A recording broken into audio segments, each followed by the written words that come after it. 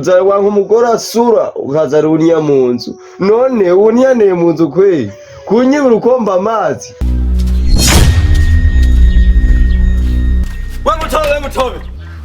mutobe wari warongoye uwundi wa muhungu we wangoriyahura sinari nakubwiye none ruyagwa ntiyamanyama ndagwirukana ca ndironkera kandi kadandaza ku kabari naragatwaye none hasi garumburutse burya umworozi iyo agiye kugura igitungwa agahera ku cica arinda asaza kuri icica aho warisemye uzosaza ukora ivyica nubwo biruko je hari ibintu giza amakenga nisha mutobe avuze ngo hariho urugore ngo rubi wage Watamukaganda kubati Woshamu kupumeka jenda kuza ahantu Tena kuonya hano mwifoto Mwifoto majani Umuhungu witwa mutobe mu telefone Inde Natemburaho nisondeka uza kwisondeka iwanje kandi urugendo rwiza wankuye mwitiro jewe inzoka ntizirahe yo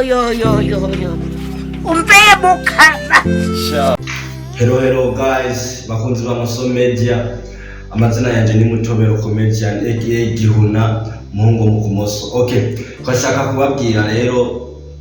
mbere na mbere reka dusaba imbabazi kubijanye na filime Inzira Zitatu. Ego mwarabonye ko uko twari twabasezeranije buri wa kane tubaha filime. Murabizi filime twari uburyo bwinshi cyane gose rero byari byatugoye kumva zitatuvuye ko kabisa ariko ubu turabasezeranya ko ibintu bimeze fresh ibintu bisubiye kujya mu buryo buri wa kane ni fire kabisa ni fire filime Inzira Zitatu izoguma yabonekanye buri wa